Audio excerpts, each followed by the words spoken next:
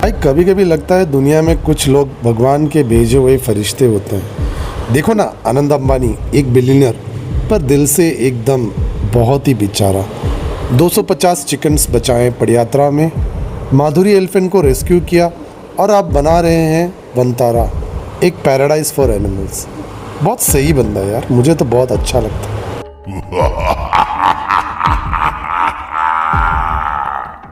मुझे इमोशनल मत बना, मैं सवाल पूछता हूँ, ये पदयात्रा मोक्षा के लिए थी या मनी के लिए?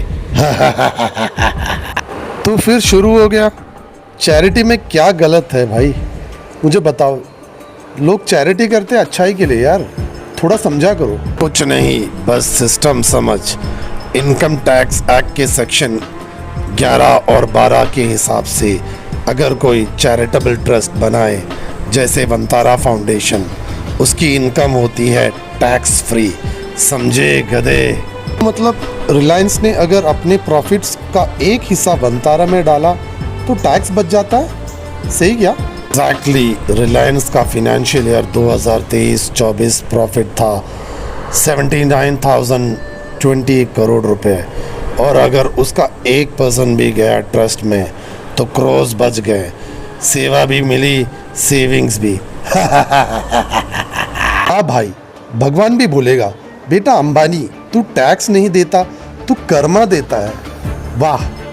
हाँ, और मीडिया बोले अंबानी ने एलिफेंट बचाया, लेकिन बैलेंस शीट बोले अंबानी ने टैक्स बचाया। भाई एनवायरनमेंट बचाना तो गुड थिंग है ना, मैं तो सही बोल रहा हूँ ना? गुड है पर प्रॉफिटेबल भी है। 2023 में गवर्नमेंट ने लॉन्च किया ग्रीन क्रेडिट प्रोग्राम, जहां हर पेड़ लगाने पर मिलते हैं क्रेडिट पॉइंट्स, और ये क्रेडिट मार्केट में बेच कर मिलता है कार्बन मनी। समझे? समझे तुम? मतलब है पेड़ पौधे पैसे बनाते हैं? पैसे बनाते हैं कैसे? ये तो मुझे शॉक हो गया भाई, पेड़ पौधे पैसे बनाते हैं? हाँ, हर ट्री एक इन्वेस्टमेंट है, और अंबानी सिर्फ जंगल नहीं, ग्रीन इकोनॉमी बना रहा है। कार्बन क्रेडिट्स, कार्बन ट्रेडिंग, ये सब फ्यूचर का बिजनेस है। इसका मतलब है कि अंबानी अपने कार्बन क्रेडिट को दूसरे कंपनी को भी बेच सकता है, वो भी पैसों के लिए। भी बिजनेस बन गया। किसको ऑक्सीजन चाहिए, किसको अपॉर्चुनिटी, कुछ समझ में नहीं आ रहा। मुझे कुछ भी नहीं समझ में आ रहा। लेकिन तू जेनेटिक डेटा की भी बात कर रहा था, वो मुझे बता सकते हो क्या है वो? हाँ भाई, ये सब वाइल्ड लाइफ रेस्क्यू के नाम पे डेटा कलेक्शन भी है। DNA records, medical samples, genetic sequencing, ये सब बायोटेक गोल्ड है। और कोइंसिडेंस देख, राधिका मर्चेंट के फादर चलाते हैं एमक्योर फार्मा, जो जेनेटिक्स और बायोफार्मा में एक्सपर्ट है। दाल में कुछ तो काला है। तो एनिमल रेस्क्यू के साथ डेटा रेस्क्यू भी हो रहा है? मुझे कुछ समझ में नहीं आ रहा, तुम मुझे थोड़ा समझा सकते हो?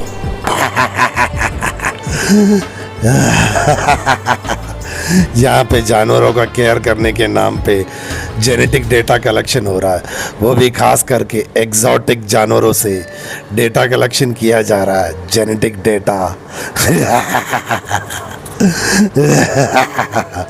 और यही जेनेटिक डेटा अलग अलग बायोटेक कंपनी, फार्मा कंपनी को आनंद अंबानी बेचने वाला है। मैं नहीं कह रहा ये सब इलीगल है, पर बेनिफिशियल तो ज़रूर है। अभी समझदार को तो इशारा ही काफ़ी है। भाई सच बताओ, मुझे ऐसा लगता है ना कि तुम हर चीज़ को माइक्रोस्कोप से देखते हो।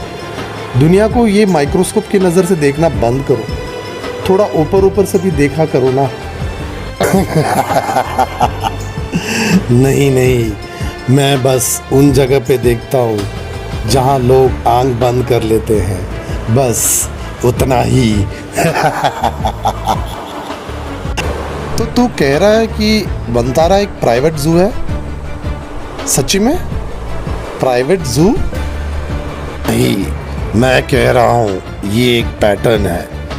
देख, दुनिया के बड़े बिलियनर्स जैसे कि मिडिल ईस्ट में तुम देख सकते हो, वहाँ के जो शेख राजा महाराजाएं हैं वो लोग जंगली जानवर जैसे कि लायन, टाइगर, भालू ऐसे सब चीज़ें रख सकते हैं, लेकिन इंडिया में ये कानून नहीं है।